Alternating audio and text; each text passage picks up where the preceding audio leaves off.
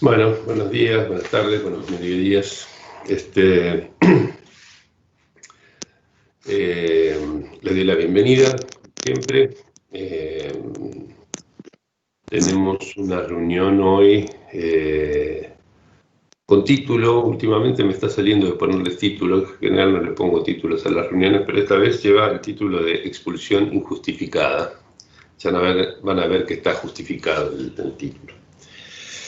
Empiezo como habitualmente resumiendo un poco el punto a donde habíamos llegado antes de avanzar.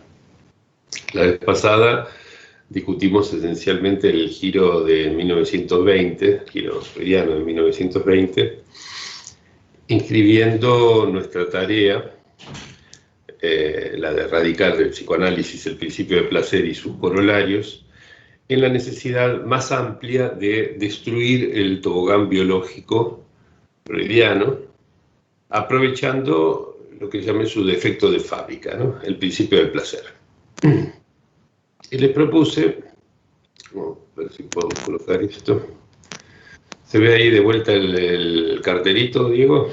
Sí. Bien. Les propuse tomar Pegan a un niño como una manera de introducir más allá del principio del placer, porque en el masoquismo el principio económico solo se cumple como redistribución, no como tendencia al ahorro, ¿no? Recuerdan el equívoco del término economía que está presente desde el proyecto freudiano, en 1895. Obviamente no hay tendencia al ahorro en el masoquismo, porque hay, digamos, satisfacción en el dolor que implica excitación, que es lo contrario del ahorro. Entonces la descripción económica de la fantasía Pegan a un niño, que Freud toma como base para pensar el masoquismo, lo pone en aprietos de entrada, ¿sí? Y les mostré además que suponer el sentimiento de culpa solo es necesario, lógicamente necesario, suponiendo que no haya goce del dolor. Por no saber de dónde surge la culpa, Freud la adjudica al superyo, una instancia que quizás se vuelva innecesaria, les dije de entrada, si obviamos el principio de placer.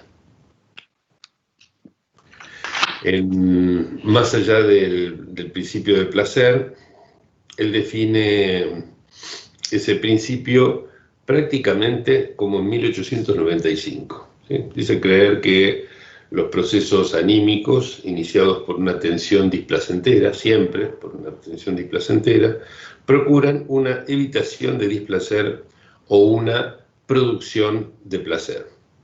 Y llama a esto el punto de vista económico, con lo cual se ve que sucumbe otra vez al equívoco entre los dos sentidos de economía, ¿no? Porque eso es más bien el lado del ahorro.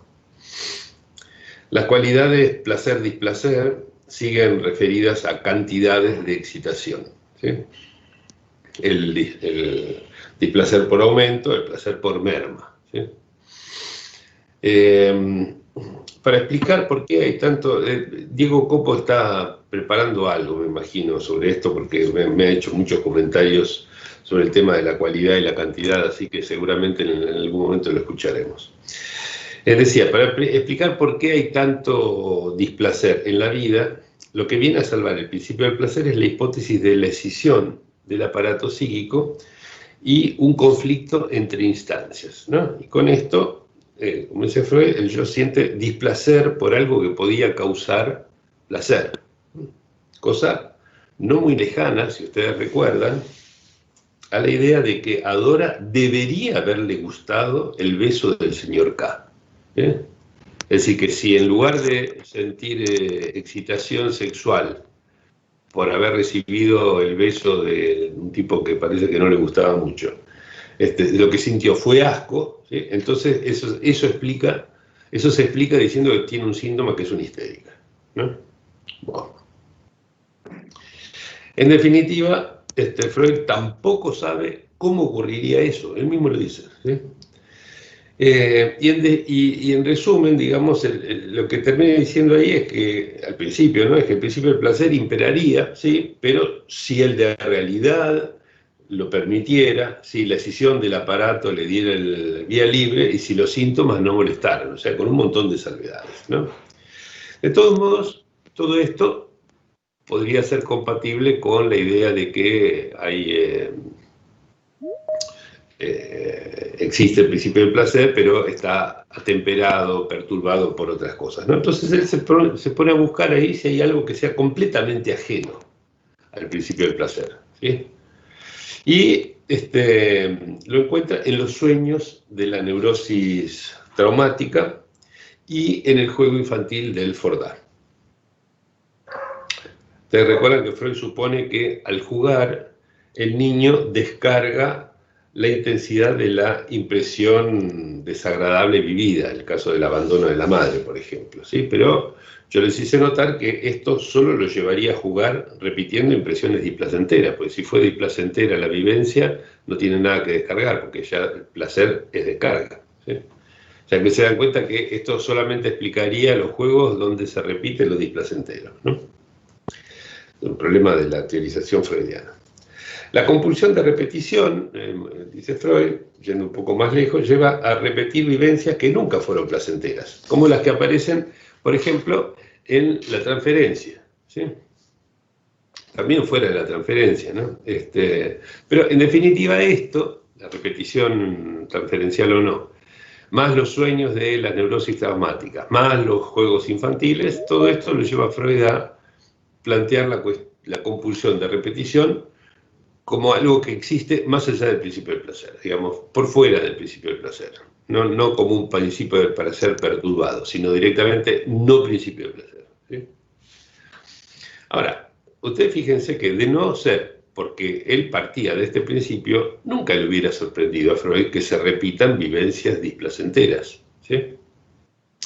Después de este cambio que agrega Freud en 1920, la ley primera pasa a ser repetir y luego, si es posible, descargar según la ley de placer, ¿no? Pero lo más original sería esa compulsión de repetir, ¿sí? Entonces, lo que le dije es, vamos a aceptar solamente lo primero, no lo segundo, ¿sí? Freud compara lo que ocurre ante los estímulos internos y la conducta ante el dolor que hiere desde afuera, o sea, el traumatismo externo, ¿sí? Ese trauma en el cual el principio de placer obviamente es abolido porque de pronto irrumpe una gran cantidad, ¿sí? Y entiende que para ligar ese estímulo displacentero, la intrusión es rodeada de una contrainvestidura, ¿no? Y les llamé la atención sobre el hecho de que se responda mediante otra investidura que requiere elevar el nivel de carga en oposición, obviamente, al principio del placer. Si fuera por el principio del placer, bajaría el nivel de carga, ¿no? O sea que, en lugar de descargar esa gran cantidad, lo que hace es cargarse algo del otro lado, ¿sí? Y esto significa que el trauma contraría el principio del placer y la respuesta también, ¿sí? Y además les hice notar que esta respuesta es lo que da inicio a la repetición, lo que inicia el número 1 de la serie de las repeticiones, ¿no? Es decir, es bastante obvio, pero hay que subrayarlo, ¿sí? En la neurosis traumática, por ejemplo, ¿no? El tipo que le cayó una bomba al lado, ¿no? Y se salvó, por supuesto, si no, no sería un neurótico, sería un muerto.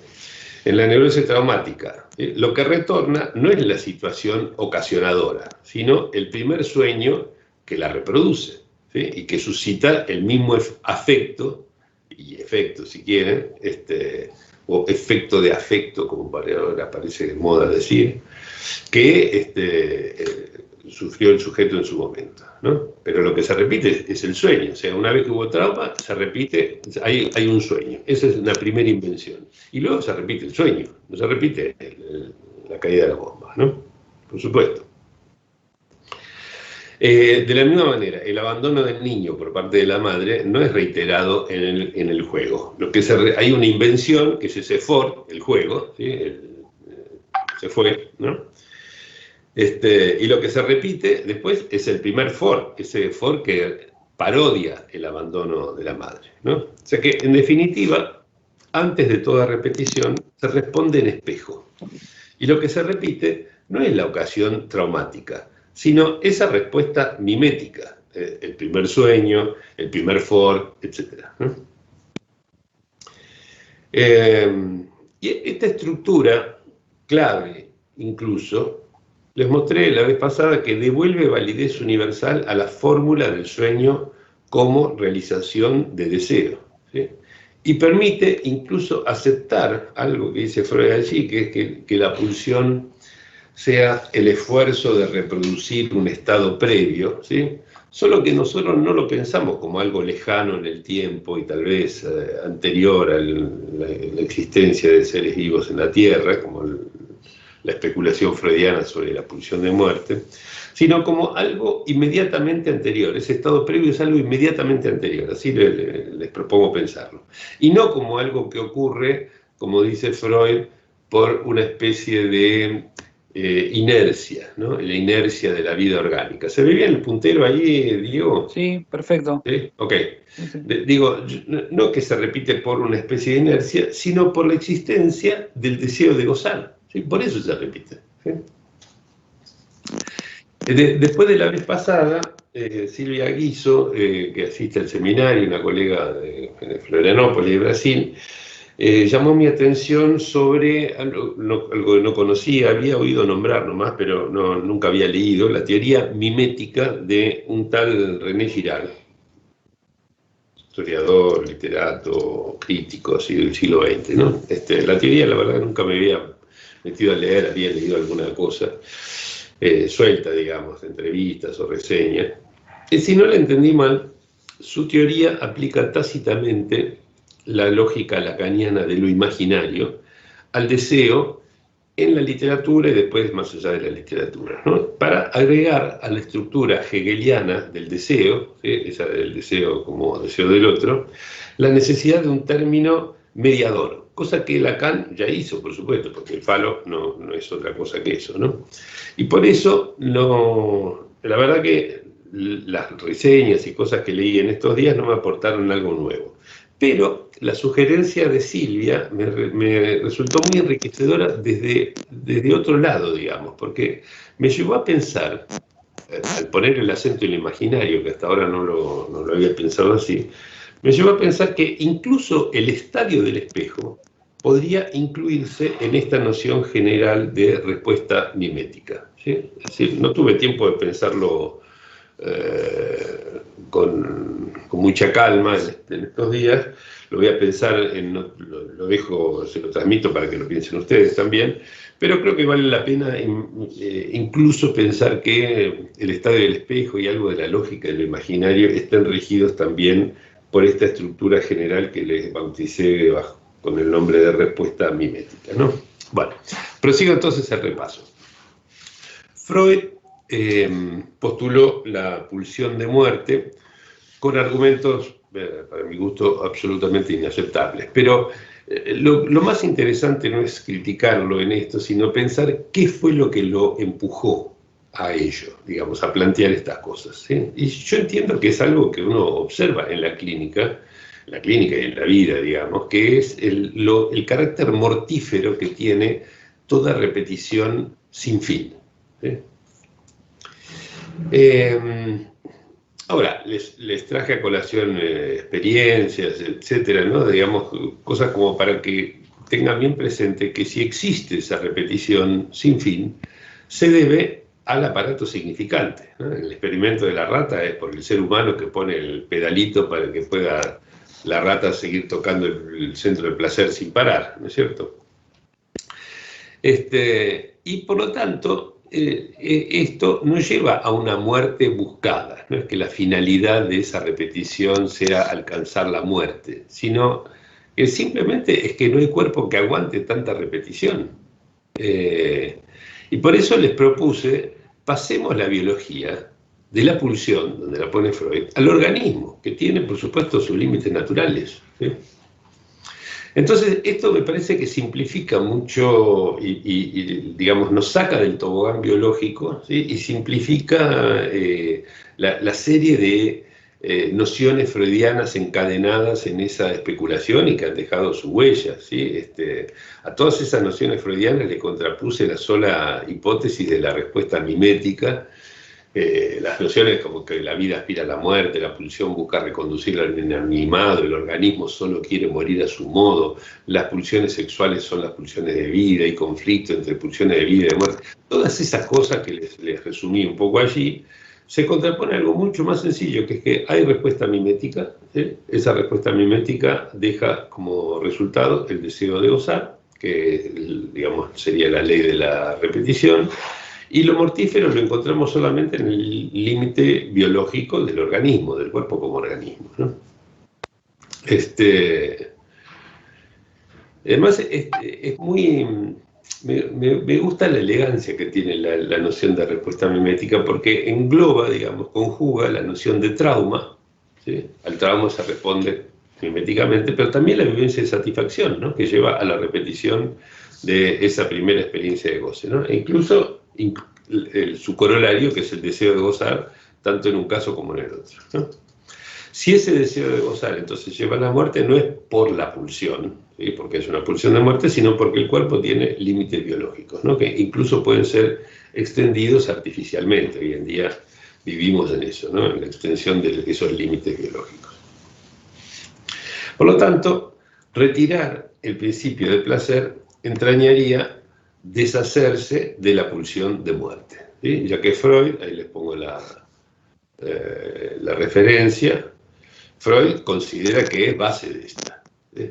O sea, el principio del placer es, dice, uno de nuestros más fuertes motivos para creer en la existencia de pulsiones de muerte. Si nosotros extirpamos del psicoanálisis el principio del placer, no hay motivo para creer en que existan las pulsiones de muerte, ¿no?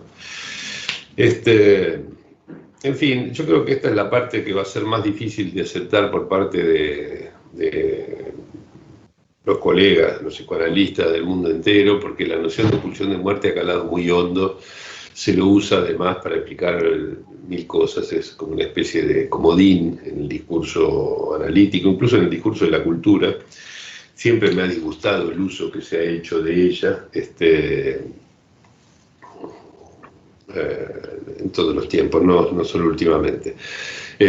Obviamente yo me voy a inclinar más bien por pensar que no se trata de pulsiones de muerte, es otra cosa, pero creo que va a ser el punto más ríspido de los debates que se seguirán, si es que tiene alguna llegada a esto que estamos discutiendo aquí y que les propongo.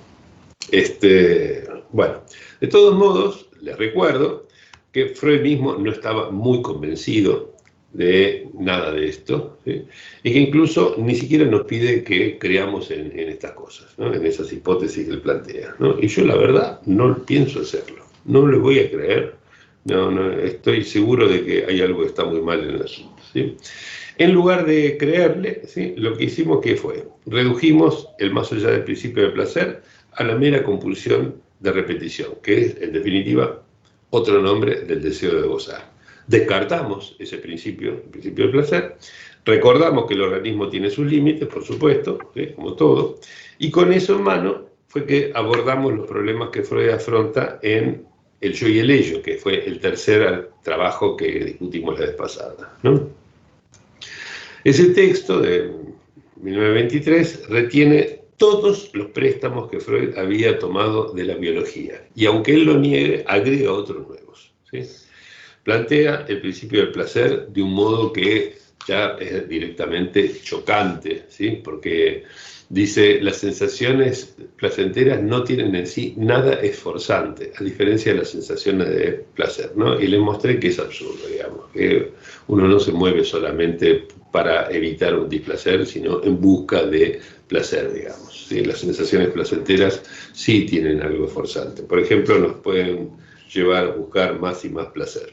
Así que desacuerdo absoluto con esta afirmación de Freud. Ya en el principio del placer hay momentos en que lo ciega de manera bastante drástica. Bueno, propone ahí en el yo y el ello que las identificaciones remanentes del complejo de Edipo crean una instancia que, al igual que el padre, obstaculiza crea el mismo obstáculo, digamos, ¿sí? Erige dentro de sí, dice, el mismo obstáculo que el padre, ¿no? Para el obstáculo para la realización de los deseos edípicos, ¿no? Fíjense que, como toda represión, esa creación contradice el principio del placer, ¿sí?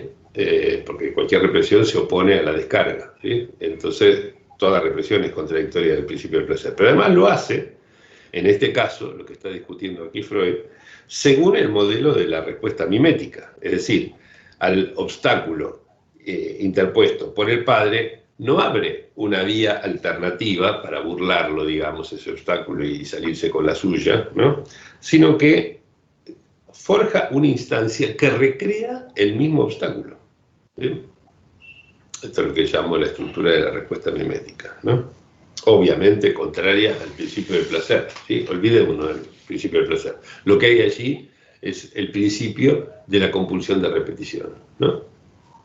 De lo que resta, entonces, solo rescatamos la vez pasada una suerte de economía de las pulsiones, o sea, la posibilidad de que una pulsión done su intensidad, acá lo tienen, ¿no? Done su intensidad a otra, o una satisfacción sustituya a otra. Lo mencioné simplemente porque, bueno, ese es el principio de la economía de los goces que Lacan va a forjar en los 70, y además vuelve a tener en cuenta el otro sentido de economía que Freud muchas veces ha descuidado, que es el de redistribución con suma constante. Aquí se redistribuyen las satisfacciones funcionales, ¿no? Bueno, fin del repaso. Para hoy les propuse discutir 3 textos: el problema económico del masoquismo, la negación e inhibición, síntoma de angustia, que corresponden a la época en que Freud, ya obligado a elegir entre esos dos modos de concebir la economía, lamentablemente retiene el principio del placer, o sea, la tendencia al ahorro, y desecha el punto de vista económico, que era lo más cercano que él tenía a la noción moderna de estructura, ¿sí? Por lo tanto, eso es lo que yo llamo una expulsión injustificada, así se lo llamaría en la jerga del fútbol, ¿no? Expulsa, digamos, de su modelo la concepción económica en el sentido de redistribución con suma constante. Bueno, comencemos entonces con el problema económico del masoquismo, ¿sí?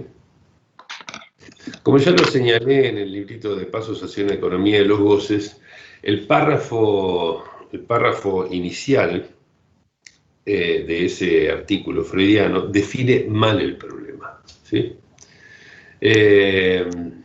Porque dice que desde el punto de vista económico, el masoquismo es incomprensible, acá lo tienen, ¿no? El masoquismo es incomprensible si el principio de placer gobierna los procesos anímicos, ¿sí? Pero la cuestión, y más si leen el artículo con esta guía, lo van a ver, pescar bien, es que no contradice la concepción económica en el sentido de redistribución con suma constante, sino la tendencia al ahorro, que ya tendría que haber tirado a la basura hacía tiempo. Bueno, así comienza el título del trabajo, perdón, del problema económico del masoquismo, ¿no? Con este gol en contra, ¿sí? A este gol en contra le siguen 2 goles a favor, ¿sí? Ya me empiezo a notar cierta abstinencia de fútbol. Bueno, le siguen entonces 2 cosas a favor, 2 goles a favor, ya que Freud al fin, ¿sí? Al fin reconoce que existen, lo puse grandote para que lo vean, existen tensiones placenteras y distensiones displacenteras. Lo vengo diciendo desde el principio, tendría que haberlo notado de entrada, ¿sí? Les daba el ejemplo de en la sexualidad, ¿sí? El estado de excitación sexual, por fin se da cuenta Freud, ¿sí? De que es el ejemplo más notable, ¿sí? Aunque no el único, lo nota bien finalmente, ¿sí? Es decir, las tensiones allí son placenteras, las distensiones pueden ser tremendamente displacenteras. El ejemplo de la eyaculación precoz, de la impotencia, etcétera, digamos, lo muestran bastante bien.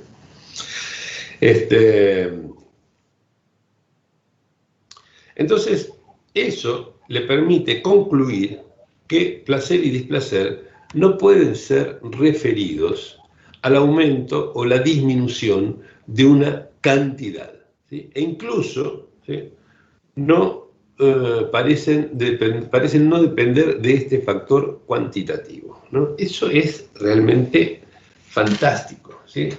Y les aclaro, para que no se hagan ilusiones, mucha gente se está haciendo ilusiones en estos momentos, que es el único artículo donde Freud se independiza de ese pensamiento que lo venía horadando antes y que lo va a volver a horadar al toque, al ratito, ¿sí? Un poquito después de escribir esto, ya vuelve atrás y vuelve a juntar la cualidad con la cantidad, y etcétera, ¿sí?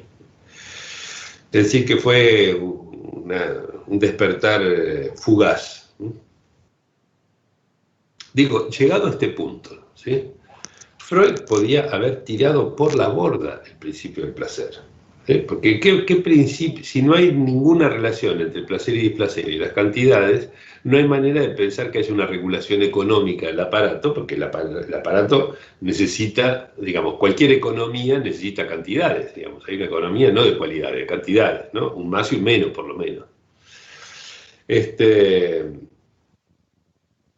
Entonces, el problema del principio del placer en general, ¿sí?, y el masoquismo en especial, no pueden tener ninguna dimensión de tipo económica, ¿sí? Y así, de hecho, lo muestra el resto del artículo, del problema económico del masoquismo, ¿sí? O sea, el problema con el masoquismo está en el principio del placer, no en la economía, ¿sí? No en de dónde salen ni a dónde van a parar las cantidades, ¿sí? Sin embargo, Freud no deja caer su principio de placer, lo sostiene a muerte. Fíjense cómo concluye, ¿sí? No puede rehusarse al principio del placer el título de guardián de la vida, ¿no? Es realmente tremendo, ¿sí? Y para explicar el masoquismo básico, el goce en el dolor, el Schmerzlust, la Schmerzlust, apela a la biología, fisiología, etcétera, e incluso llega a lamentar la falta de más saber fisiológico. Lo dice, ¿no? Nos falta todo saber fisiológico acerca de los caminos y los medios por los cuales pasa esto, ¿no? Que puede haber un goce del dolor, ¿sí? Es una pena realmente.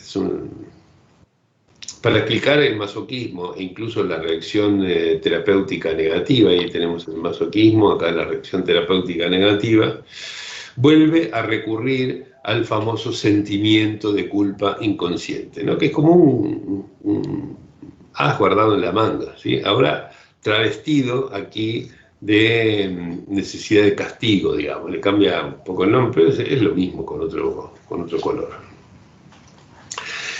El final del artículo del problema económico del masoquismo tiene algo muy importante, porque, no digo bueno, digamos, sino importante, de peso, digamos, porque anticipa el mayor argumento, el argumento principal que va a utilizar para explicar el malestar en la cultura, en el texto que lleva ese nombre, ¿no? El otro, cultural, digamos, ¿sí?, impone una renuncia de lo pulsional que crea la eticidad, ¿sí?, expresada en la conciencia moral, y así eso reclama nuevas renuncias de lo pulsional, ¿no? Esa especie de círculo vicioso que termina haciendo que se renuncie cada vez más a la pulsión, y por lo tanto eso explicaría por qué la cultura introduce una forma de malestar, ¿no? Pero, como ustedes ven, si eliminamos el principio del placer, esto se explica simplemente como una respuesta mimética a partir del goce hallado en esa renuncia y repetido luego, por la mímesis del obstáculo edípico, ¿no? En fin, sería mucho más sencillo pensarlo así, me parece. Bueno, pasemos al brevísimo y compacto texto de La negación, también de 1925, ¿no? Ahí Freud plantea las dos funciones del juicio, es muy conocido, son 6 páginas, ¿sí? Lo deben haber leído muchas veces. Plantea las dos funciones del juicio, la de atribución y la de existencia, ¿sí? es decir, atribuir una propiedad a algo o decidir su existencia, si existe o no allí, digamos, más allá de mi representación, suponiendo que un ursprüngliche Lustig, ¿no? Esto que acá se traduce por yo placer originario, pero en realidad es el yo placer inicial, de partida, digamos, ¿sí? Que incorporaría lo bueno y rechazaría lo malo. Ahí está la cuestión de la propiedad, de la atribución de una propiedad, ¿no? Y que luego en gültige Real Ich, ¿sí? El yo realidad dice acá definitivo, no, pero es final, ¿no? O sea, se parte de un yo placer y se llega a un yo realidad, porque se acuerdan que se pasaba al principio del placer al principio de realidad. Esta era la idea de esta especie de buen burgués que era el yo freudiano, ¿no? Que se acataba las normas, etc. Bueno, y sacaba bien las cuentas. Bueno, entonces, ese en gültige Real Ich, ¿sí? El yo realidad final, sería el que chequearía la existencia de lo representado. O sea, primero se atribuye o no una propiedad, luego se ve si existe o no, ¿sí? Es que en algún sentido uno podríamos decir que incluso la representación de lo percibido puede pensarse como una respuesta mimética, ¿no? O sea, tenemos la percepción y tenemos una respuesta mimética que es representársela de alguna manera, que no quiere decir que la representación y la percepción tengan la misma naturaleza o se parezcan como una del espejo del otro, ¿no? Pero es una especie de parodia, ¿no? La representación es una parodia del acto perceptivo, ¿no? Me entusiasmé con generalizar esa estructura. Lo cual, dicho sea de paso, noten ustedes que le restituye sus derechos a la alucinación primaria como forma básica de la compulsión de repetición. Si bien eso, ¿te acuerdan que había varios problemas con el tema de la alucinación primaria desde el proyecto, ¿no? Si bien eso no implica, como supone Freud, que toda representación repita una percepción. Eso no es cierto y se puede demostrar con 1000 ejemplos. Bueno, decía, ese yo realidad debería superar el principio de placer, ¿no es cierto? Pero ese ich, ¿sí? Que ahí en ese texto por lo menos tiene menos de moi que de sujeto, ¿sí? Nunca es el ser de pura bondad que de esta construcción se desprendería, como casi al mismo tiempo lo notaron Melanie Klein y Paul Giraud. Las respectivas nociones de objeto malo y de cacón serán retomadas por Lacan para repensar el problema de la subjetivación de algo ajeno al campo del bien, algo a lo cual, ahí les traje la cita de Giraud, ¿no? Acerca de la causalidad psíquica, cita hecha por Lacan, digamos, algo a lo cual Jacques Alain Miller en Donc y entre nosotros Marcela Negro, en su tesis, que está publicada ahora como libro, dedicaron unas páginas memorables, muy esclarecedoras, realmente. Así que pueden ir a mirar ahí, ¿no? Digamos, lo que no está incluido en esta lógica de se incorpora lo bueno y se expulsa lo malo dentro del yo, que es lo que dice Freud en la negación, se le contrapone la subjetivación de algo malo, ¿sí? La subjetivación del cacón, ¿sí? Como se lo llamaba Giraud, ¿no? Entonces, aquí lo que quiero llamar la atención, que está relacionado con esto, es solamente una cosa, ¿sí? Que es que no podemos admitir que y esto lo vieron muy bien Melanie Klein, por ejemplo, ¿sí? Que lo incorporado al yo solo sea lo bueno. Pero tampoco podemos suponer que todo goce sea malo, ¿sí? Es decir, no hay modo de sostener la dicotomía bueno-malo, que es una especie de remedo de la oposición placer-displacer, como orientación del aparato. No se orienta por esa polaridad, ¿sí? Si el principio del placer es desechado, la compulsión de repetir, la respuesta mimética y su efecto, que es el deseo de gozar, orientan al ser, que es su efecto de esa elección, en una dirección que es completamente transversal a la formada por esas categorías binarias, ¿sí? Esto va un poco en línea con lo que discutías, Diego, cuando hablaba de los dualismos, ¿me acuerdo? Bueno, esto es lo que yo quería comentar de la negación, por eso les propuse leer estas páginas, que lo demás no aportan ni quitan mucho más a la idea del principio del placer. Bueno, paso entonces ahora al más largo de lo que teníamos para hoy, el plato fuerte, que es inhibición, síntoma y angustia, ¿no? Que es, si ustedes han leído alguna vez la correspondencia de Freud con sus amigos de psicoanalista, si mal no recuerdo, es el texto que menos le gustó a su autor, a Freud. Inhibición, síntoma y angustia. Además, él mismo lo escribe y lo publica, digamos, ¿no? O sea, publica su propia disconformidad con lo que está escribiendo en varios lugares del texto, no solamente. Bueno. Hace ya bastante tiempo subrayé lo que constituye el principal motivo por el cual les propuse justamente discutirlo hoy. Y es que después de esos goles a favor del problema económico del masoquismo, deducir de la existencia de tensiones placenteras y distensiones displacenteras, que placer y displacer no se refieren al aumento o disminución de una cantidad, ¿sí? Esos son los golazos del problema económico del masoquismo, con lo cual cabía desechar de plano el principio del placer. Freud aquí, en 1926, en Inhibición, síntoma y angustia, hace la peor jugada de su vida, ¿sí?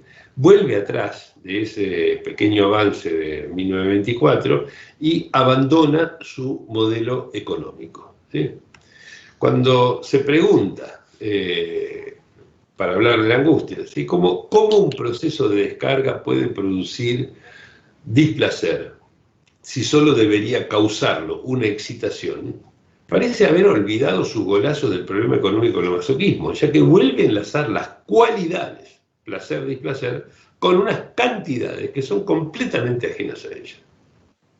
O sea, es increíble, pasar unos meses de una cosa a la otra, ¿sí? Se dio cuenta que tenía que separar las cualidades, placer, displacer, de las cantidades, aumento y disminución de excitación, o excitación y descarga, como lo ven, y vuelve atrás y otra vez dice, si era una descarga, no puede ser displacentero. Error, ¿sí? Peor todavía, eso lo va a llevar a desechar el punto de vista económico, encima en un texto que está plagado de hallazgos económicos, que si los hubiera leído de otro modo, los podríamos considerar incluso antecedentes de los planteos lacanianos sobre la economía de los goces. Es una pena realmente, ¿sí? Cuando me di cuenta de esto hace unos años, cuando daba el seminario sobre la economía de los goces en la EOL, me dio hasta pena de Freud que se perdiera, que por esta especie de obcecación, de este error atávico, como lo llamé alguna vez, que implica el principio del placer, se perdiera en tantos hallazgos que por otro lado tenía ahí el alcance de la mano, ¿no? En fin. Por ejemplo, si dice que el sentido sexual compite con la ejecución de ciertos actos, como escribir, caminar, ¿no? Acá da el ejemplo.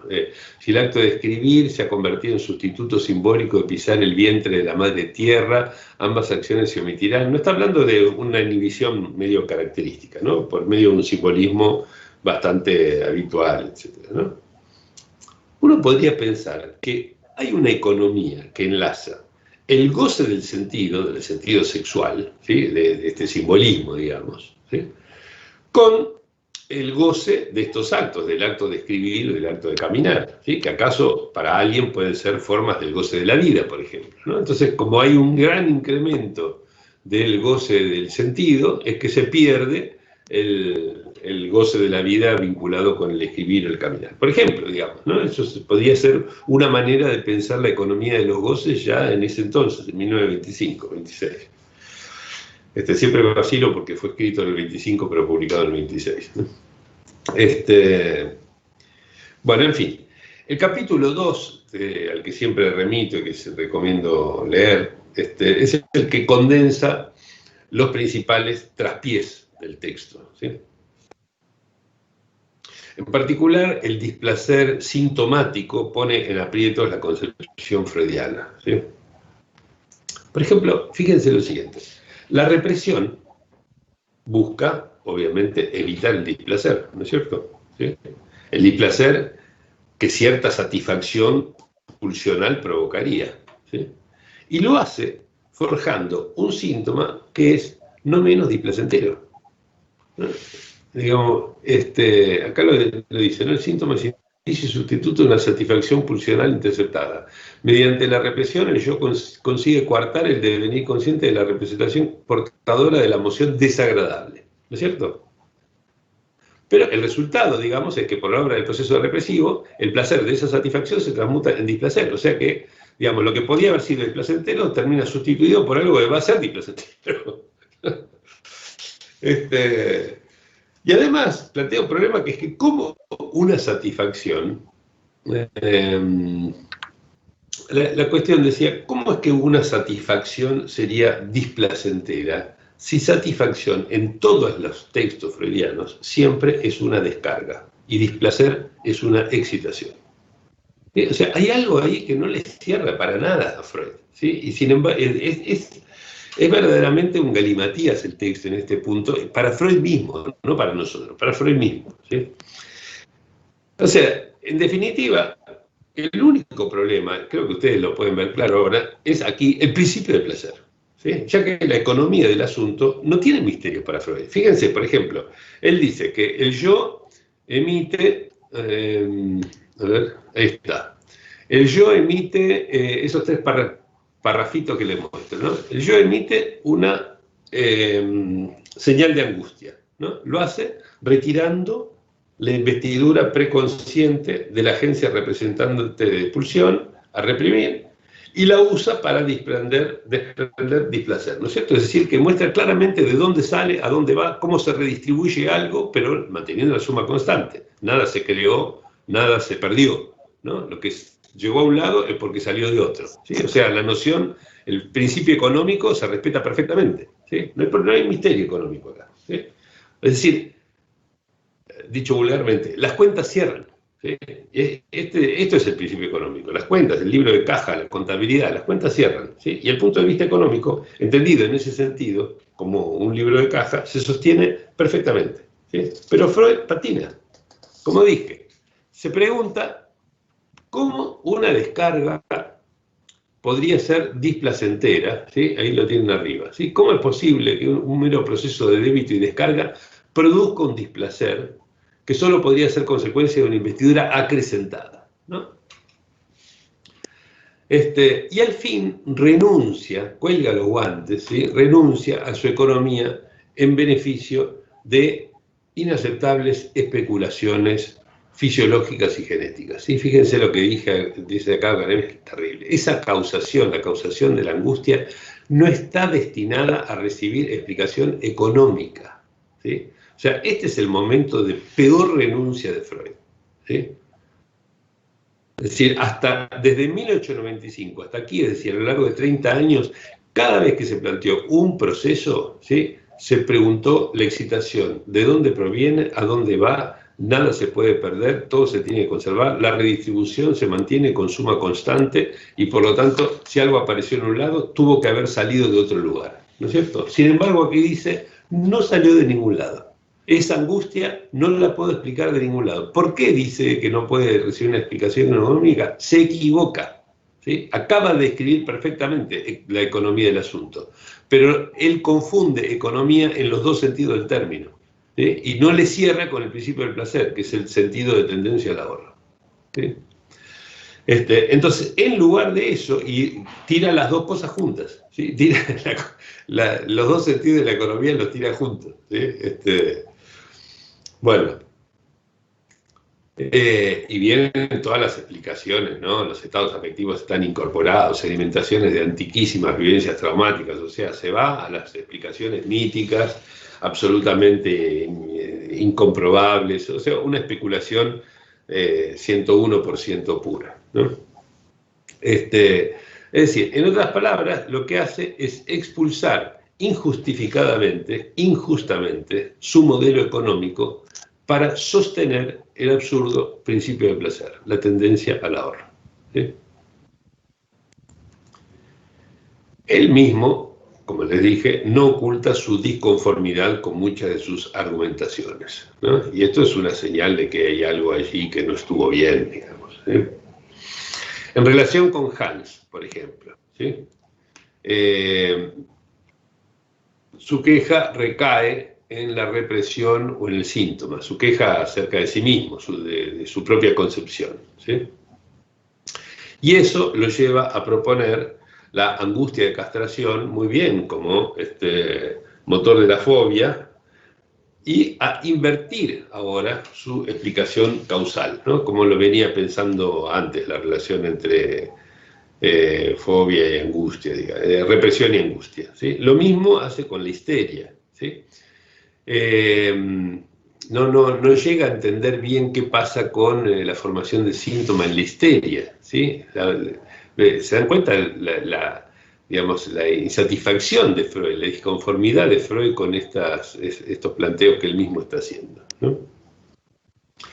Y para explicar la neurosis obsesiva, echa mano de una regresión que requiere alambicar el modelo, ¿sí? Por medio de la desmezcla de pulsiones, ¿sí? O bien incurrir en contradicciones, flagrantes contradicciones, con otros aspectos de la teoría, como cuando supone que la neurosis busca cancelar el pasado, fíjense, reprimiéndolo, ¿sí? Dice, se cancela el pasado mismo, se procura reprimirlo, ¿sí? Y que eso explica la compulsión de repetición, dice, que no hace más que lo contrario, que es conservar el pasado. En lugar de borrarlo, lo conserva, ¿sí? Además dice que la tendencia a anular el trauma es lo que impulsa a la formación de síntomas. Pero sabemos que los sueños de la neurosis traumática, lo repasamos recién, los juegos infantiles y la repetición, sea transferencial o no, es decir, los 3 puntos fuertes de más allá del principio del placer, son más bien modos de perpetuar el trauma. La amargura de Freud en este punto llega a conmover. Fíjense que lo humilla, él lo dice, ¿sí? Es casi humillante, ¿sí? Lo humilla no entender cosas básicas debido a la pobre doctrina de las pulsiones, ¿sí? Es tremendo eso, ¿no? Él deja pasar la ocasión de situar el problema en el principio del placer. Perdonen que insista, pero es el meollo de lo que estamos trabajando. Deja pasar la ocasión de situar el problema en el principio del placer. Y no solo apela a una dudosa fisiología que poco ayuda, ¿no? Vuelve otra vez a hablar de las inervaciones y la fisiología, bla, bla, bla. Sino que además vuelve a invocar especulaciones genéticas, como por ejemplo la del trauma del nacimiento, ¿sí? A ver, ahí está. Un nacimiento que, por supuesto, en el hombre, dice, en el caso del hombre, tendría caracteres especiales, ¿no? Es decir, parece ahí olvidado, digamos, de que lo esencial del hombre está vinculado con el lenguaje, digamos, con la existencia del aparato significante, ¿no? En fin. Por supuesto, en esto no se equivoca, Freud pesca bien la enorme perturbación en la economía libidinal que causa un nacimiento, ¿sí? Pero, otra vez, como él piensa que toda excitación es displacentera, le da al nacimiento un sentido de peligro. Y ese sentido de peligro va a invadir todas las consecuencias y corolarios que vaya a extraer a partir de aquí, de comparar la angustia con lo que ocurre en el nacimiento, ¿no? No es algo entonces que tengamos por qué aceptar. O sea, esto es una consecuencia simplemente de que él sigue sosteniendo el principio del placer y si hay una excitación, tiene que ser displacentera. En lugar de pensar que en el momento del nacimiento hay un montón de excitaciones, se descubren un montón de goces que en la vida intrauterina no existían, ¿no es cierto? Y que eso sea placentero o displacentero es un dato secundario, digamos.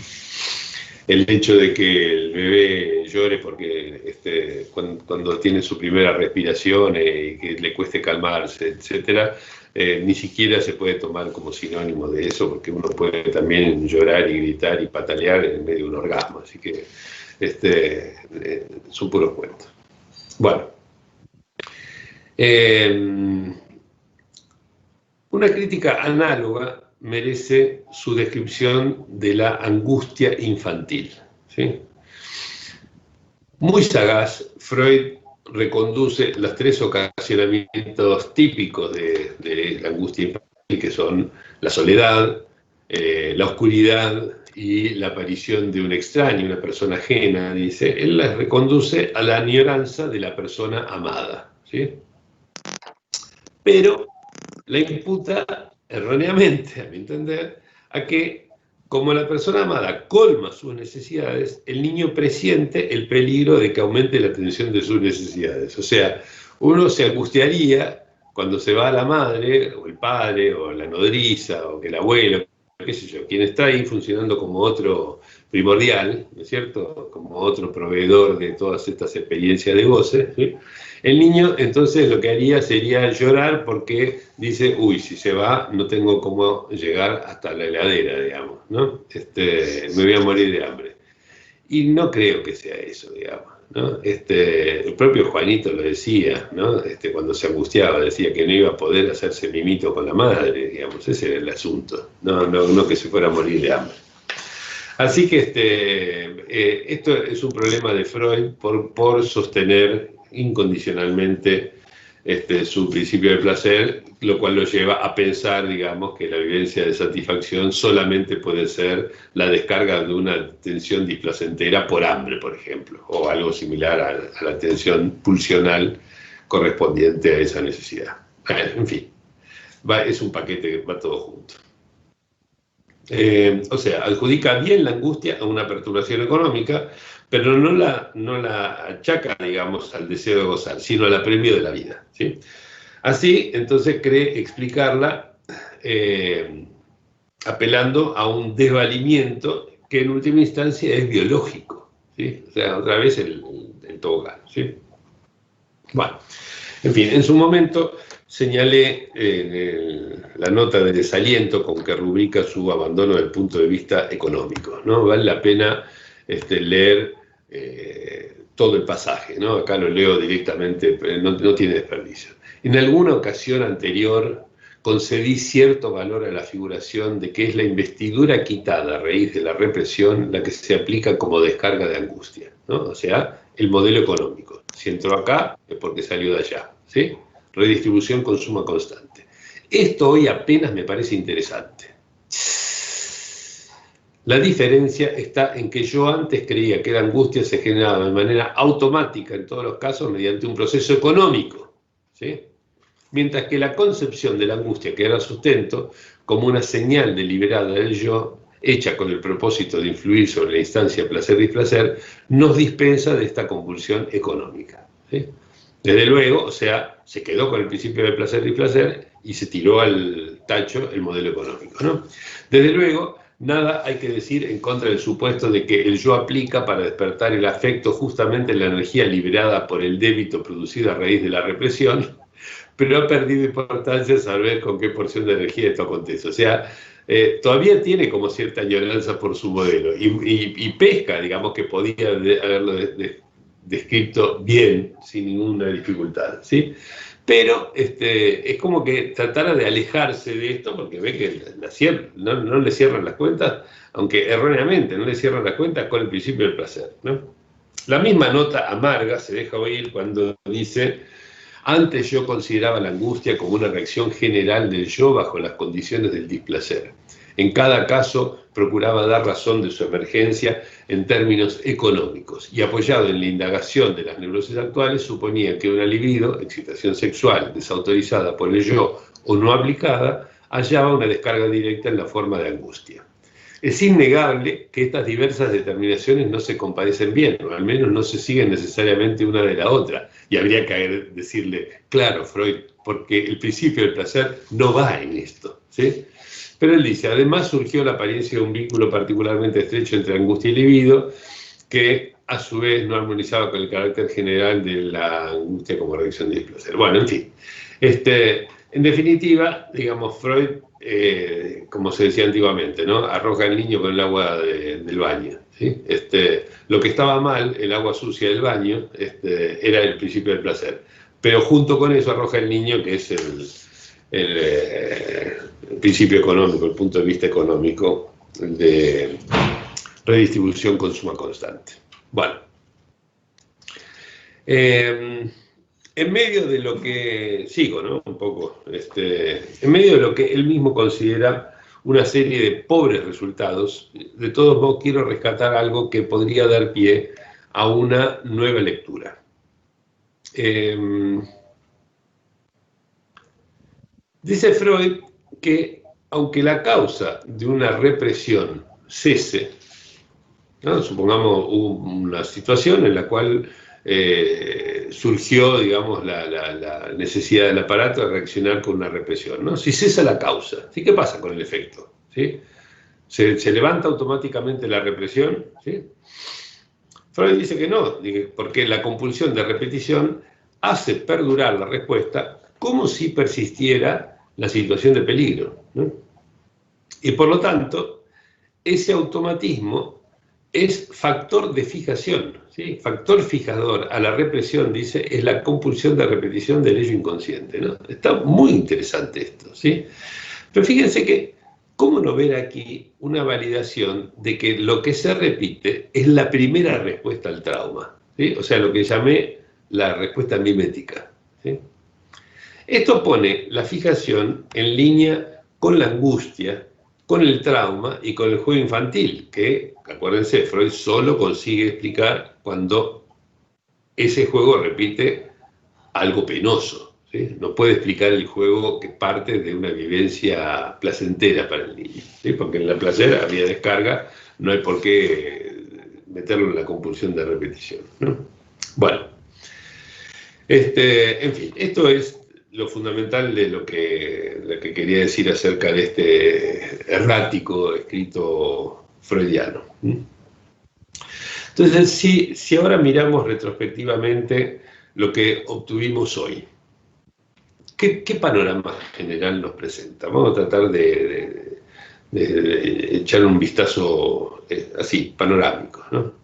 Asistimos fundamentalmente a la injustificada expulsión del punto de vista económico que tantos réditos diera Freud durante 3 décadas, ¿sí?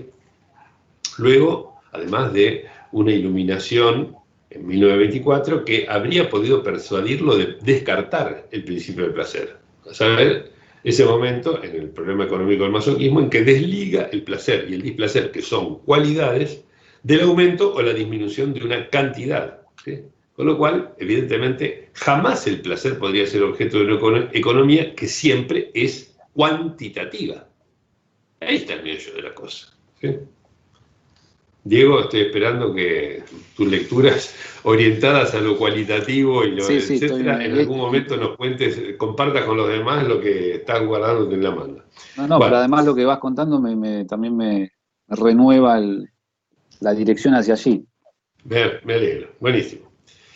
Entonces, en lugar de eso, lamentablemente, Freud vuelve a deslizarse por ese cada vez más grande tobogán biológico y a recurrir al sentimiento inconsciente de culpa. Con lo cual, les dije, prepara el argumento central del malestar en la cultura que falta poco para que lo escriba, o sea, pronto lo deberemos criticar, ¿sí?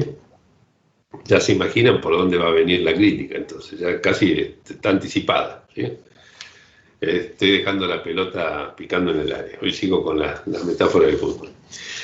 Del artículo sobre la negación, señalé que si toda representación de algo percibido es una respuesta mimética, la alucinación primaria que venía trayendo los problemas hacía tiempo es la forma básica de la compulsión de repetición.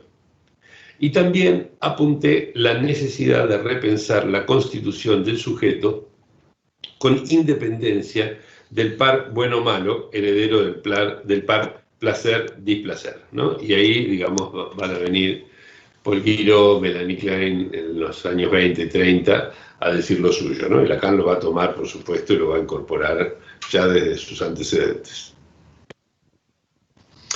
Y después, con respecto a este último que trabajamos, ¿no? Es evidente que sobran los motivos por los cuales inhibición, síntoma y angustia disgustó a Freud, ¿no? Ahí abandona entonces, como decíamos, su modelo económico. Se desdice de los avances del problema económico del masoquismo, que estaban buenos. Desperdicia la ocasión de subrayar varios hallazgos económicos que plantea, conté un par nomás, y se enreda además con la represión, la satisfacción pulsional y el síntoma cuando se enlazan con un displacer. Para peor, sustituye su elaborada economía en beneficio de especulaciones biológicas para sostener el principio del placer. Y llega a incurrir en contradicciones con otros aspectos de la teoría cuando retoma, por ejemplo, la conclusión de repetición. O sea, es un traspié detrás de otro, ¿no? El principio del placer lo lleva también a concebir el trauma de nacimiento como una excitación y por lo tanto displacentera, y a darle el sentido de un peligro, ¿no? Un sentido que le dije va a teñir con esa significación de peligro todo lo que de ahí en más vaya vinculado con el nacimiento como modelo de la angustia, ¿sí? Y también lo lleva a imputar la añoranza causante de la angustia infantil al peligro de no ver colmadas las necesidades vitales, en lugar de al frustrado deseo de gozar. ¿Sí? Cambia mucho las cosas, ¿no? No es lo mismo el hambre que las ganas de comer, ¿no? Se nota también que es hora del mediodía, así que ahora las metáforas futbolísticas ceden el paso a las metáforas gastronómicas.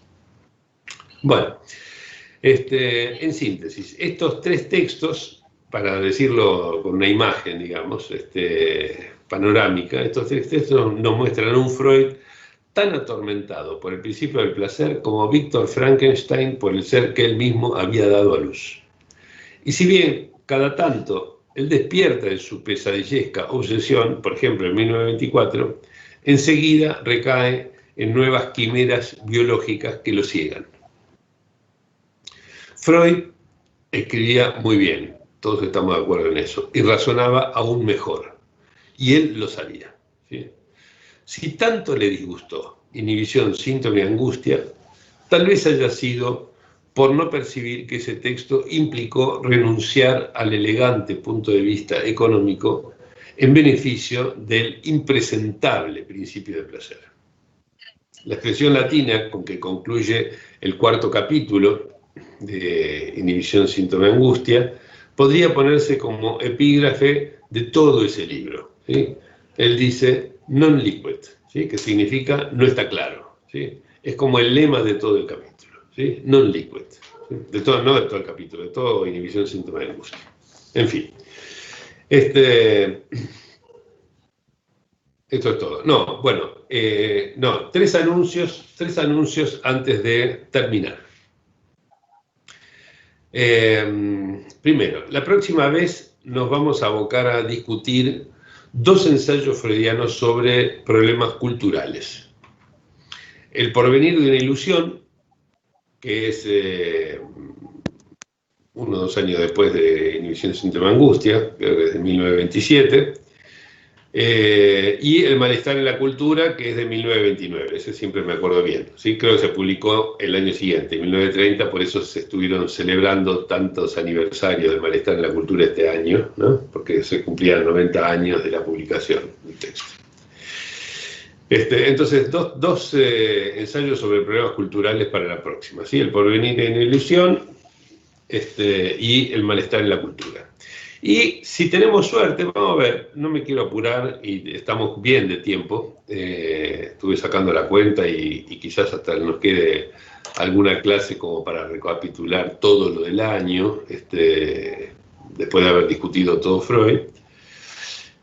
Así que no hay necesidad de apurarse, pero quizás hallemos tiempo para discutir algunas cosas de 4 textitos muy breves que figuran igual que estos dos en el tomo 21 de las obras completas, y que son, ahí se los mostré, el fetichismo, el humor, tipos libidinales y sobre la sexualidad femenina, ¿no? Son todos artículos muy cortitos, el más largo creo que es el de sexualidad femenina, que tiene 9 hojitas, una cosa así. Como siempre, hice la cuenta por ustedes, con solo leer 6 hojas diarias, les sobrará tiempo para repasarlos antes de nuestro próximo encuentro, que va a ser el 10 de septiembre. Bueno, ese era el primero de los 3 anuncios. En segundo lugar, ese día Susana Reif va a presentar algo que viene preparando hace tiempo y que va a iluminar lo que aquí discutimos desde un ángulo novedoso, ¿sí? No spoilers, no voy a adelantar nada, simplemente voy a decir que fue aludido por algo de lo que dije hoy, ¿sí? Pero no le voy a decir nada, porque está, digamos, elaborando su presentación. Aunque me mandó un adelanto y llegué a ver, digamos, en qué dirección va y me gustó mucho. Bueno, ese era el segundo. Entonces, la próxima vez tendremos, además de discutir estos textos, una presentación de un trabajo de Susana Reif. Ha habido mucha gente que se anotó en este seminario desde la vez pasada hasta ahora. Aprovecho para recordar a los últimos que se han agregado ahora que este es un seminario participativo, es decir, que quien tenga ganas de participar preparando algún trabajo que vaya en sintonía con esto, me lo manda, veo si más o menos se coordina, dónde se podría incluir y lo presentan, ¿sí? O me escriben o nos escriben a todos y comparten con todos escritos a través de la plataforma. El último anuncio, quienes tengan ganas de reírse, divertirse, escuchando cómo chapuceo en inglés, hablando acerca de lo real, están todos invitados al show que haré este domingo, el show cómico. Voy a hablar para el Lacanian Compass de la New Lacanian School. Ahí está el cartelito. A las 11 de la mañana, Eastern Time. ¿Sí? Ese ET que aparece ahí en el cartelito no es ET, el extraterrestre, es Eastern Time, ¿sí? O sea, hora del lado de la costa este de los Estados Unidos. Corresponde entonces a las 12 de Buenos Aires. Tenemos una diferencia de una hora, ¿sí? A las 10 de Ciudad de México y a las 17 de Madrid, para los que están escuchando de un lado y del otro de este meridiano. Bueno, esos eran los 3 anuncios que tenía para hacer, así que por mí ya está esto. A ver, vamos a dejar de compartir la pantalla y vamos a inaugurar el diálogo. Ya, ahora salió la pantalla compartida, ¿no? Sí. ¿Sí? Listo. Sí. Bueno, buenísimo. Tenemos un buen tiempo, como 20 minutos para conversar, para preguntas, comentarios, críticas, debates.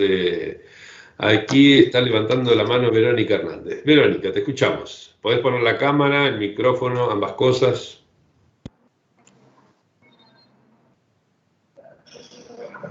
Hola, ¿qué tal? ¿Qué tal? Bueno, Gerardo, las lecturas que realizo de lo que tú comentas previo a la clase, pues las hago sin saber cuál será el retoquecito, de tal manera que las hago de manera un tanto con los ojos vendados, ¿no? Por no saber qué es lo que se va a resaltar en cada caso.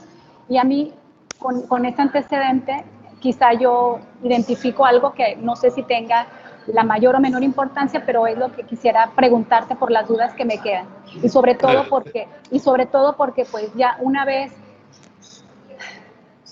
el principio del placer está siendo un poco debatido y la pulsión de muerte, pues me quedo un poco con a qué me agarro o cómo seguir las lecturas con esos cuidados, ¿no? Bueno, entonces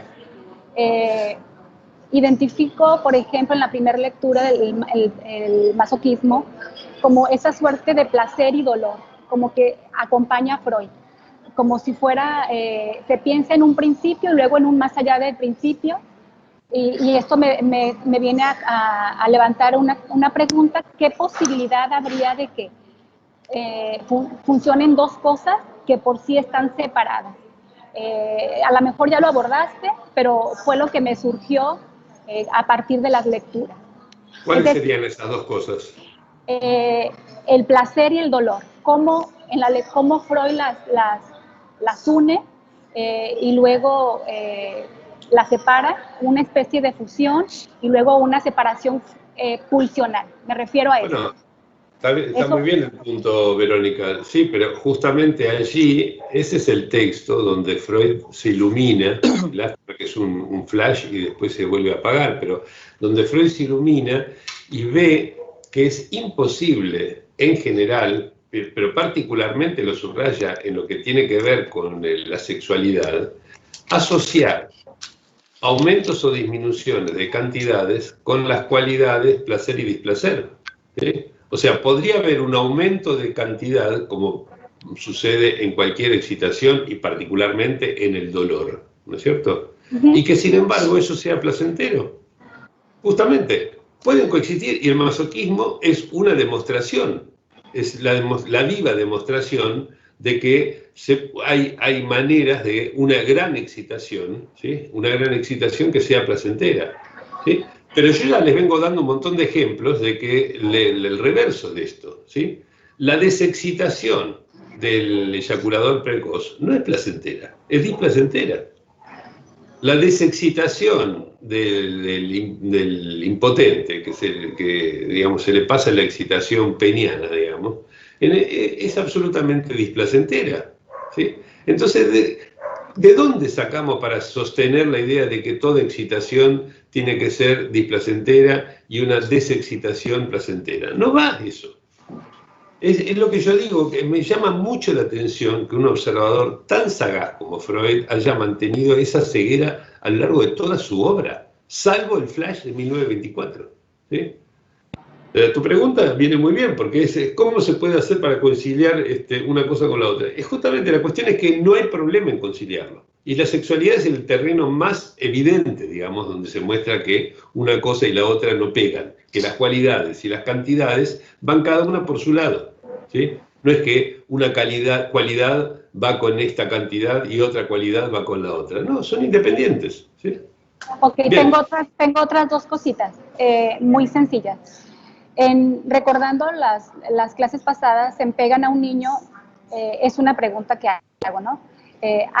Hay una versión del padre que está al servicio de sostener el goce masoquista del sujeto. Es una pregunta considerando la clase anterior y con lo que partiste al inicio de esta. Es decir, hay un padre castigador y en Pegan a un niño identificamos en la segunda etapa como que cómo Freud justificaba el masoquismo, y yo pregunto, ¿esa versión del padre que sostiene el masoquismo del sujeto?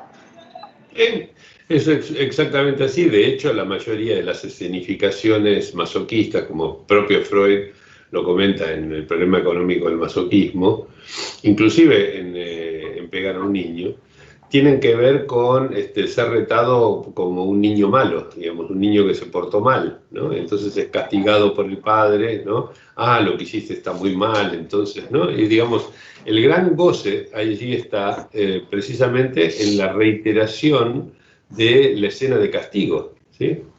Pero, de vuelta, respuesta mimética alcanza para explicarlo sin necesidad de apelar a ningún principio de placer ni a ninguna correlación entre cualidades y cantidades, ¿no? Ok, y ya finalmente pensando en la cuestión cultural y pensando en la religión cristiana, por ejemplo, haciendo la lectura de Freud, ¿no? Ubicándome en ese tiempo. A nivel cultural, la religión cristiana, a mayor religiosidad, mayor goce en el padecer, en el sufrimiento, pensando, por ejemplo, en los mártires, en el sufrimiento por el nombre del Padre.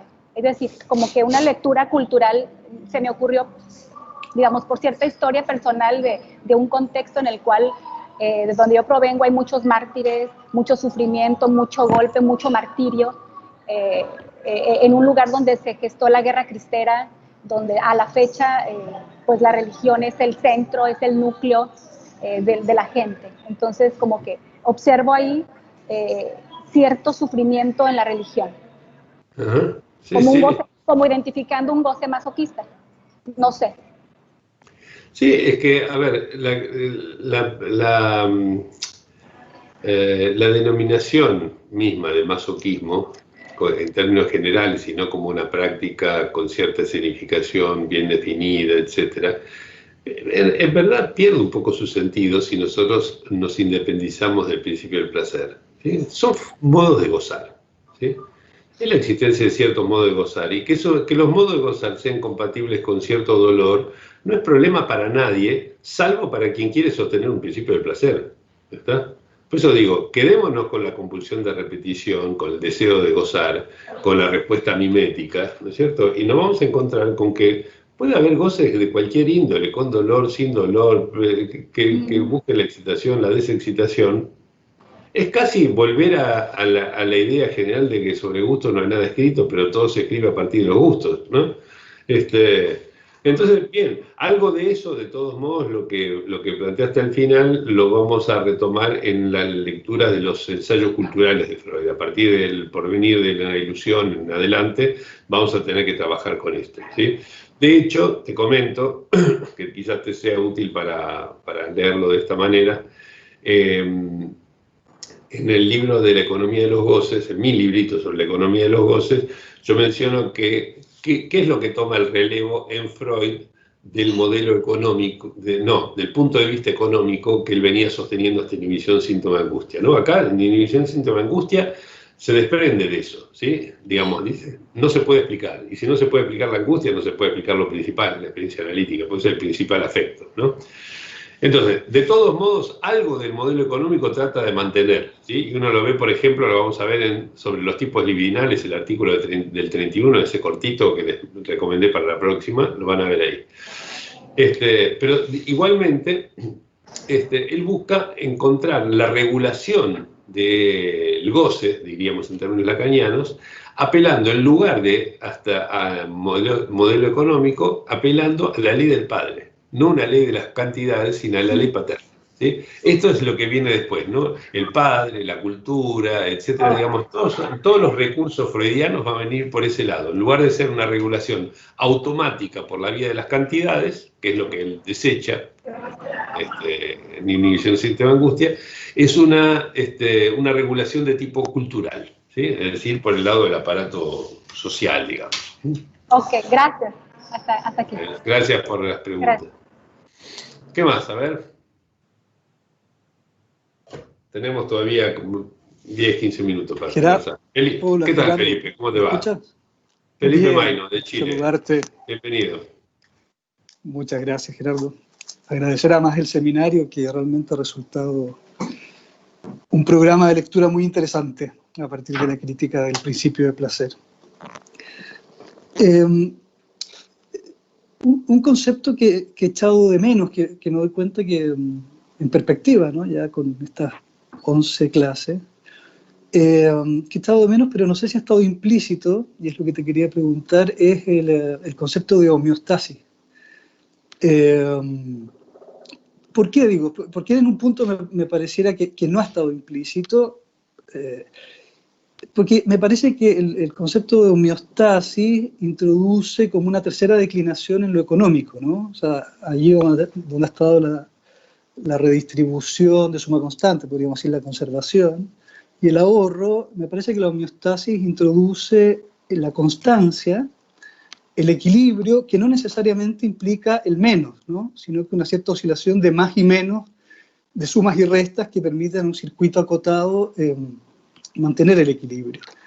Y también porque, o sea, a mi punto que me pareciera que no está implícito, es porque homeostasis es el nombre que le da Lacan al principio de placer en Freud, ¿no? Y tengo la impresión de que el tratamiento que da Lacan al leer el principio de placer como homeostasis, si se sigue ese desarrollo, bueno, no es tan fácil erradicar ese principio, ¿no? Que un poco ha sido la actitud epistémica con la que tú has ido hacia el final, de más bien erradicar. Me parece que Lacan, al situarlo como la homeostasis, retoma más bien el espíritu del retoquecito, ¿no? Como de que hay que darle retoquecitos a ese equilibrio, pero que, bueno, no es cuestión de erradicarlo. Está bien. Sí, dos cosas. Una, en la reunión anterior, cuando discutíamos más allá del principio del placer, creo que es donde más referencias hicimos al problema de la homeostasis, ¿no? Porque Freud mismo, cuando hace la serie principio de constancia, principio de nirvana, principio de placer, se refiere a eso, digamos, ¿no? La homeostasis tiene para mí dos problemas, ¿sí? Me agradezco mucho el comentario por eso. La homeostasis tiene dos problemas. Una, que ese más y menos no, digamos, no tiene que ver con con un principio económico, que lo que sale de un lado va para el otro, ¿no es cierto? Sino que tiene que ver con oscilaciones del valor de la constante, ¿sí? Esa suma igual constante, ¿sí? Redistribución con suma constante, esa suma puede subir o puede bajar, ¿sí? En determinados momentos. Y si baja demasiado, puede ser la muerte; si sube demasiado, la muerte por exceso, digamos, ¿no? Esa es como la idea general. No es principio económico, sino más bien fluctuaciones de la constante. Pero ¿cuál es el problema principal que yo le veo a la noción de homeostasis? Que es que, además de ser un principio biológico, que creo que es un problema, digamos, sostenerlo de esta perspectiva en el psicoanálisis, además de eso, tiene el problema de que presupone que hay una normalidad, que es la búsqueda del equilibrio, de un estado equilibrado en los seres humanos, ¿sí? Y los seres humanos me parece que son la muestra de que lo general, lo habitual, es el desequilibrio absoluto, ¿sí? Y que tienen que construirse un montón de aparatos artificiales que vengan a tratar de restituir algo parecido, ¿sí? Pero no por el lado del organismo, ¿no? Sino por el lado de las regulaciones sociales, para evitar los excesos que van en una dirección o en la otra. Yo no veo realmente, a ver, si lo que está presente como principio básico, en lugar del principio del placer, es la compulsión de repetición más el deseo de gozar, que me parece la conclusión más firme que podemos sacar hasta ahora de toda la discusión que hicimos, el deseo de gozar no lleva a ninguna homeostasis ni es compatible con ninguna homeostasis, ¿sí? Simplemente lo que hay es que el organismo tiene sus límites, la biología impone ciertos límites al cuerpo entendido como organismo, y el cuerpo, por supuesto, sí funciona homeostáticamente. Claro que sí, el organismo tiene principios homeostáticos, de hecho es una ley biológica general, pero no tiene ninguna relación con cómo funciona el aparato psíquico, que es lo que busca explicar Freud. Este es el asunto, es un asunto del organismo la homeostasis, no es un asunto del cuerpo en el sentido psíquico del término. ¿Está?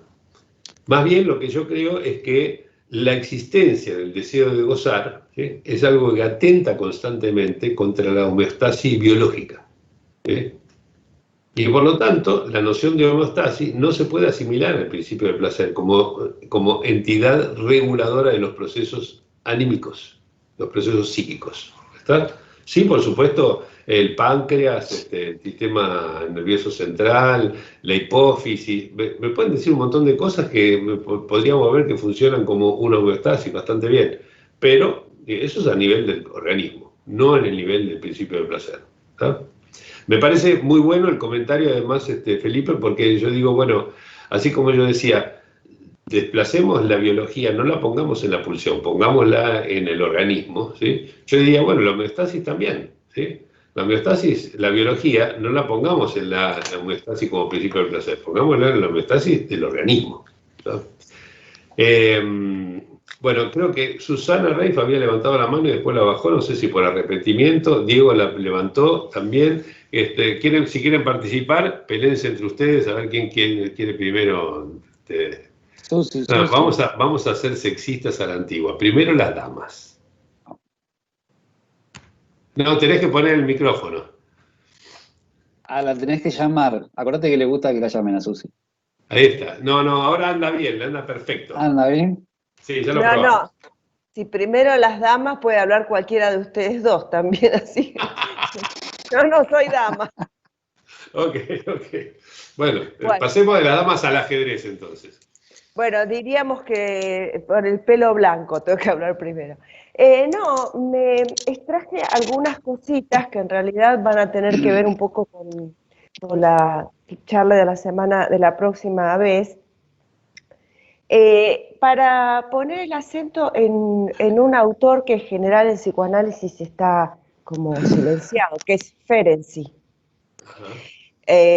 A partir de un texto, en realidad, de Melanie Klein de 1926, donde ella presenta el caso Dick, y ella lo relaciona con la formación de símbolos y qué sé yo. Entonces ella ahí toma la angustia como motor y se basa en Ferenczi, cuando Ferenczi dice que la deriva libidinal tiene que ver con el cuerpo, no con el organismo, sino con el cuerpo propio. Y ahí yo pensaba algo esto de la mímesis, porque Ferenczi dice que el sujeto va buscando en los objetos la equiparación con el propio cuerpo. Ajá. Si uno lo piensa desde que el punto de que lo más importante, como diría un ex maestro mío, un intelectual, decía, lo más importante que tengo es este escracho. O sea, si no hay cuerpo, lo que hay es una nebulosa. Así que se puede armar una relación entre cacón, como el objeto malo que opera desde adentro, angustia y la búsqueda afuera, digamos, no por el aparato de encontrar el cuerpo propio en los objetos que percibe como externos. Bien, Eso. está bueno, está bueno. Bueno, Ferenczi había sido el analista de Klein, ¿no? Sí, Y Abraham. en algún sentido inspirador también, ¿no? De muchas cosas. Sí, totalmente, Sí. pero además tiene cosas muy interesantes. Hay un librito que se llama Sin simpatía no hay curación. Y ahí Ajá. aparece lo último de Ferenczi con relación al final de un análisis, que está Ujú. retomado ahora porque es interesante. Sí, sí, Bueno, sí. te cedo la Ok, palabra a vos que tenés el pelo amarillo. dale. Copo.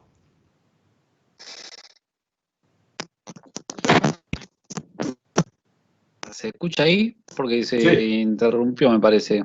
O sí, Gerardo sí, se sí. quedó congelado. Ah, bueno. No, siguiendo un poquito la línea de lo por el tema de la homeostasis y lo que vos le respondías en el sentido del desequilibrio. Y retomando esa excepción a la regla, que fue el problema económico del masoquismo respecto del planteo de Freud acerca del principio del placer, que lo encontramos ahí con una claridad máxima, donde él dice, trastoca, digamos, lo que venía hablando del displacer. Y conjuga las cartas y encuentra que efectivamente se puede encontrar placer en el displacer, lo dice él. Ujú.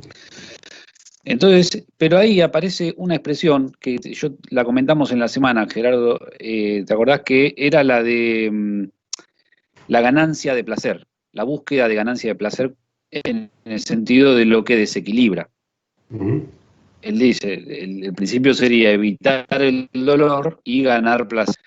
Cuando aparece esa expresión, lo que yo por lo menos te comentaba era que en la expresión ganancia de placer, por lo menos yo escucho más peso en ganancia que en placer.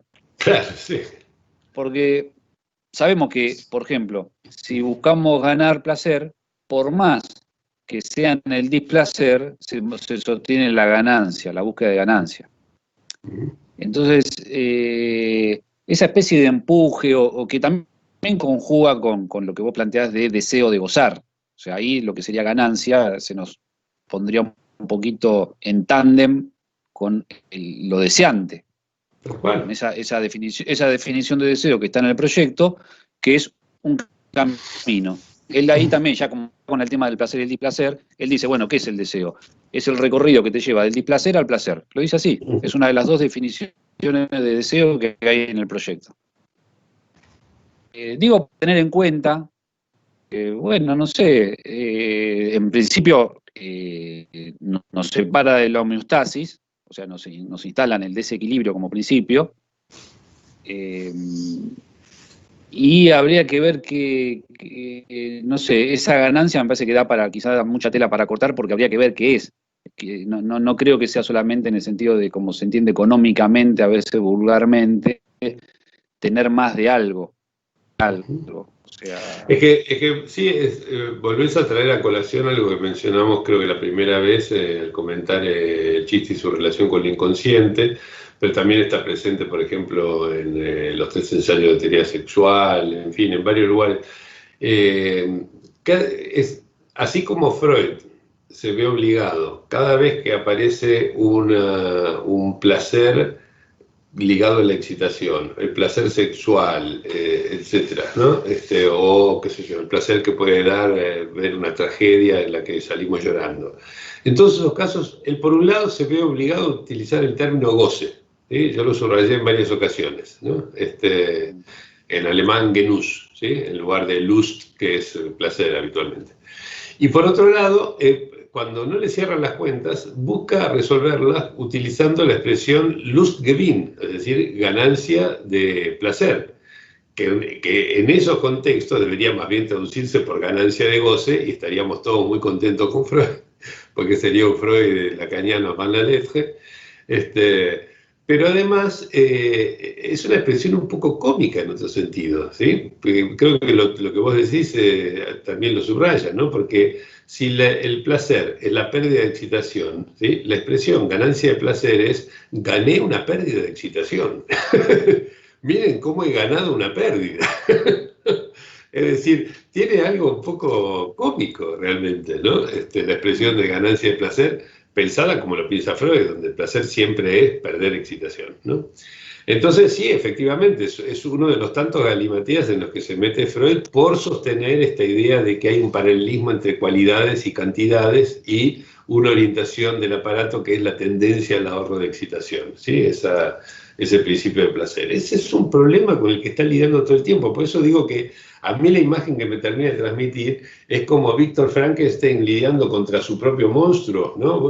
Freud creó el monstruo del principio del placer y termina aplastado por él, digamos, ¿no? Realmente es así. Bueno, aplastado es un poco exagerado decir, ¿no? Pero quiero decir, como que verdaderamente se le impone, tiene que luchar contra eso, y muchas veces lo desnortea. Para mí es eso, le hace perder el norte. Chenchi, nos pasamos de la 1:30. Agradezco mucho a todos por haber estado, las participaciones también. El 10 de septiembre creo que es la fecha del próximo encuentro. Susana Reif nos va a hacer su aporte, que viene preparando con paciencia hace tiempo, ella también. Y trabajamos entonces textos del tomo 21, ¿sí? Los dos culturales, de El porvenir de la ilusión y el problema económico y el malestar en la cultura. Y si podemos, vemos algo de los 4 textos cortitos: fetichismo, el humor, sobre la sexualidad femenina y tipos libidinales, son recontra cortitos y alguna cosa interesante tienen. Nos vemos. Muchas gracias por haber estado. Hasta la próxima. adiós.